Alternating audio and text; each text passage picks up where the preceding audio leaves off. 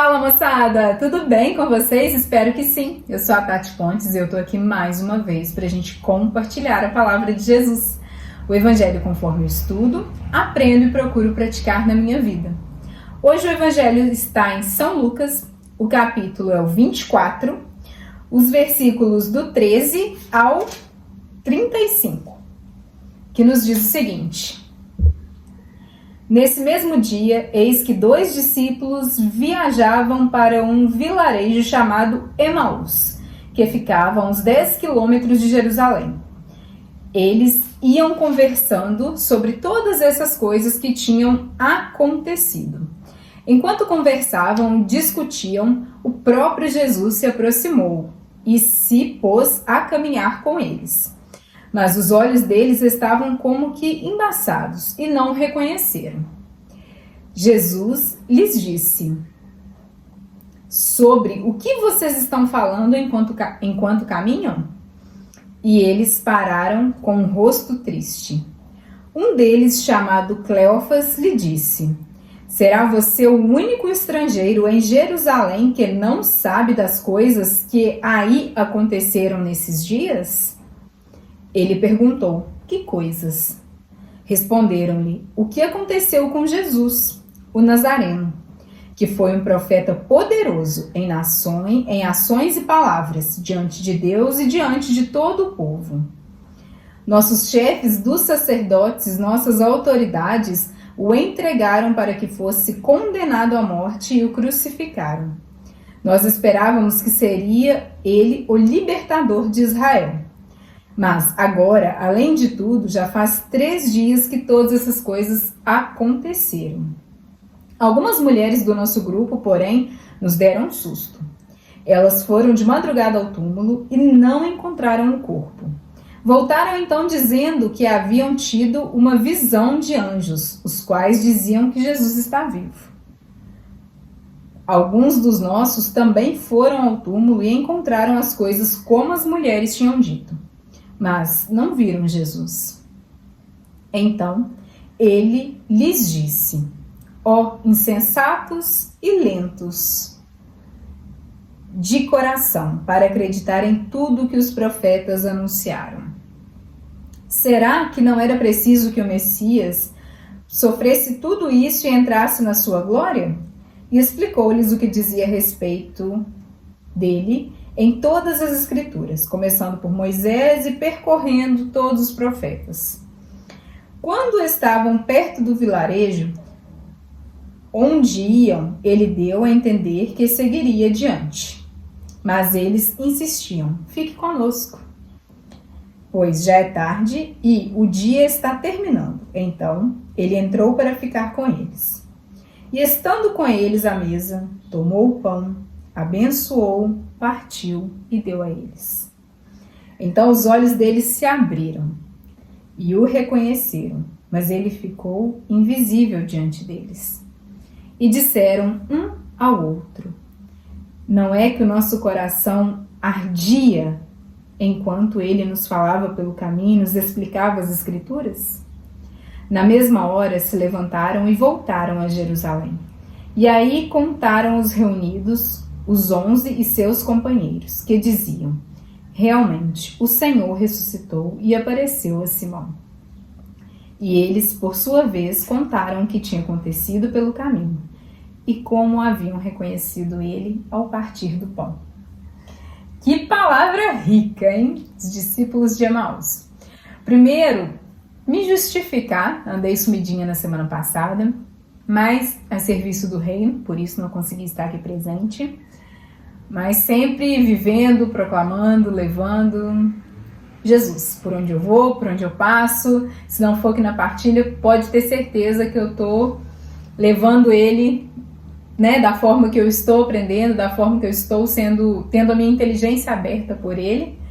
Eu estou levando ele de outras formas, de outros serviços, de outras necessidades que ele tem da minha vida. Eu sou um instrumento e eu quero ser usada por ele, né, nas mãos dele, do jeito que ele quiser. Do jeito que ele quiser usar, ele vai usar.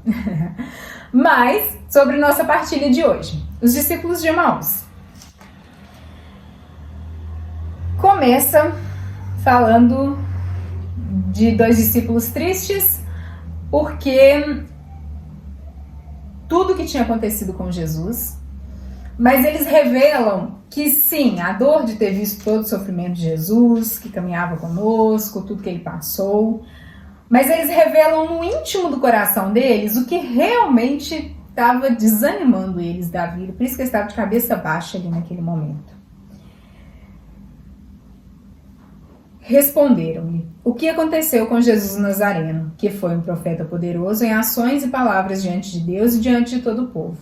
Nossos chefes e nossas autoridades entregaram para que fosse condenado à morte e crucificaram.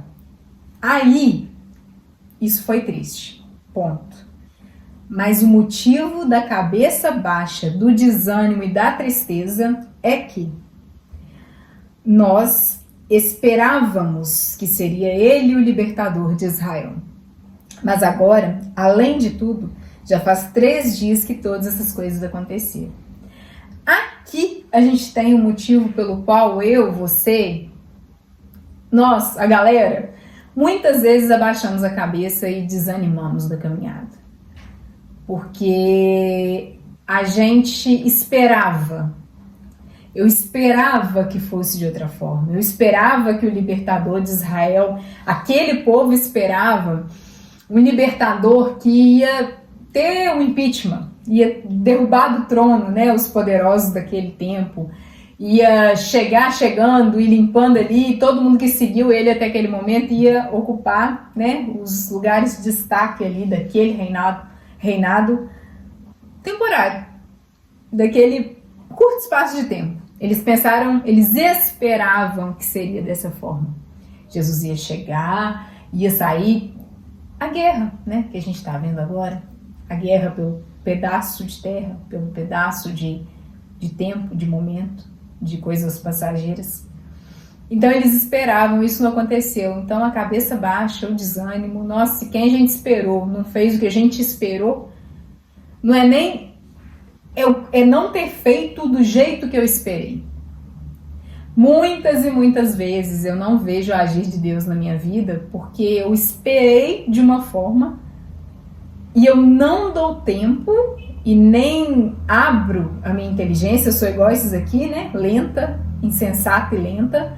Fecho a minha inteligência e, mas eu pedi tanto. Nossa, eu orei tanto. Eu fiz jejum, eu dobrei joelho. Nossa, eu pedi desse jeito. Não veio desse jeito. Quando eu reconheço o meu Senhor, que nós vamos chegar lá no fim, mas daqui a pouco, aí sim, né? Aí sim, eu percebo que foi muito maior do que eu esperei. Eu pedi, esperei e ele realizou algo que a minha capacidade, o meu intelecto nem poderia imaginar. Ele realizou coisas que eu não poderia... Nossa, nem que minha imaginação fosse muito fértil, eu ia chegar ao que ele fez por mim. Mas no caminho, a gente desanima, a gente, nossa, mas eu orei por isso, minha fé tá fria, tá morna, nossa, tô desanimada, nossa, é muita luta, nossa, e blá, blá, blá, blá. Sem confiar. E aqui a gente vê que Jesus chamou eles, né, de burrinhos um pouquinho, assim como nós. Eu adoro a delicadeza do G, sabe? Jesus, ele é muito delicado, gente. Ele tem, assim, pouca inteligência, né? Vocês com pouca inteligência, igual aqui agora, ele fala assim, insensatos e lentos de coração para acreditar em tudo que os profetas anunciaram. Nós somos assim, insensatos, lentos, a gente tem uma dificuldade, a gente tem uma dificuldade de reconhecer ele no nosso irmão. E a gente sabe que a imagem e semelhança, a gente sabe que o projeto do Criador é que a gente fosse imagem e semelhança dele. Então, se Deus morreu na cruz, se Jesus morreu na cruz por mim, ele morreu na cruz pelo meu irmão. Mas eu tenho dificuldade de amar, mas eu tenho que aprender, porque ele morreu na cruz por mim e por ele. O mesmo sangue derramado é o mesmo, o preço foi o mesmo. Não existe ninguém melhor do que ninguém nessa terra. O preço pago foi o mesmo. A misericórdia é a mesma, alcança a todos. Então, a gente é lento, a gente é insensato, e Deus tem aquela paciência, aquela misericórdia com a gente, vai devagarinho. Aí Jesus, que já tem as escrituras, já tem tudo ali falando como é que o Messias viria. Porém, todavia, entretanto, eu esperava que seria de outro jeito. Por quê? Porque eu quis criar de outro jeito, né? Na minha cabeça, eu acreditei que o libertador seria algo diferente. E eu não consigo acreditar na escritura, no que está escrito, na verdade inspirada por Deus. Eu não consigo acreditar porque a minha cabeça, a minha mente me fez ir para outro caminho. Olha que bagunça que a gente faz. É muito doido isso, já parou de pensar? E aí, beleza, né? Fui para outro caminho, acreditei que era de outro jeito. Aí Jesus, na sua infinita misericórdia, pega na minha mão e falou: criatura bela, amada, vamos de novo então estudar a escritura? Deixa eu te falar lá de Moisés até todos os profetas o que estava escrito. E aí ele foi ensinando de novo. Olha que caminho. E o coração desses dois ardendo, mas aí, vista embaçada ainda, mas o coração ardia. E aí você foi entendendo o que ele estava falando das escrituras, você começou a meditar o que ele foi falando, tudo que já estava escrito foi o que aconteceu. Tudo se consumou. Jesus disse, está consumado, tudo. Então tudo que estava escrito ia acontecer e aconteceu. Aí, quando foi chegando a hora de Jesus ir adiante, eles pararem no caminho, eles falaram, tá tarde. Não sabiam por quê, mas eles queriam aquela presença. É aquela presença delícia da alma, né? Aquela gostosura da alma, que é a presença doce. Eu falo com ele, tão gostoso estar na tua presença. É a única coisa, gente, se vocês não experimentaram, vocês precisam experimentar. É a única coisa que te sacia de verdade. Que não tem depois, que não tem ressaca, que não tem eu preciso de mais para sentir de novo esse prazer. Não, é um prazer de verdade, sabe? É a única coisa que te acalenta a alma, que você fica ali, é uma paz. É a paz que excede toda a inteligência. O mundo tá caindo e você tá tiazinho. Você pergunta, gente, o que bebeu? Nossa, lá no meu trabalho, toda hora eles me perguntam. Toda hora eles falam assim, gente, mas não pode, o mundo tá caindo e essa menina tá rindo. O que tá acontecendo? Ai, gente, delícia da minha alma tá comigo. Meu sossego, meu acalento, meu coração ardendo tá comigo. E foi isso que aconteceu. Eles estavam nessa... Tá muito bom essa presença, eu quero mais essa presença. Então vai embora, não fica aqui com a gente. Vamos tomar um café, tá tarde, tá de noite já, vem cá. Aí que o milagre acontece. Aí que a Eucaristia, que nós experimentamos, que eu experimentei hoje, nos renova, nos revigora, né? E aí ele entra com eles e, estando à mesa com eles, tomou o pão, abençoou, partiu e deu a eles. Então os olhos deles se abriram e o reconheceram. Ponto. Eu usei esse evangelho hoje, Jesus me falou nessa parte, hoje, muito claramente, até pela homilia do padre Roberto Peluso aqui da nossa cidade, na Santa Missa que eu acabei de participar. Os meus olhos também se abriram para uma meditação que ele fez até sobre o Santo Papa, sobre tudo que ele vem passando, os ataques e condenações em relação à guerra, a tudo que ele vem pedindo, que é a paz, que foi o que Jesus, que deixou a igreja nas mãos de Pedro e seus sucessores, pediu. A paz, né? A paz esteja convosco. Então é a paz. E o Papa vai brigar por ela, independente de com quem seja, o que for. Ele não tem medo do humano, né? Esse poder passageiro. Ele não tem medo disso, porque a igreja dele está na rocha, que é Jesus, e as forças do mal nunca poderão calar a igreja de Jesus. Nunca vai vencer a igreja de Jesus. Então, ponto. O Papa não tem nem que discutir.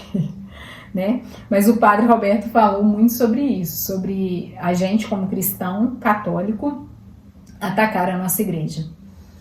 É inadmissível, e sim, é inadmissível. E uma coisa que ele falou, e que eu estou matutando e meditando, e hoje na hora da Santa Missa eu pensava somente, na hora da consagração eu só pensava nisso.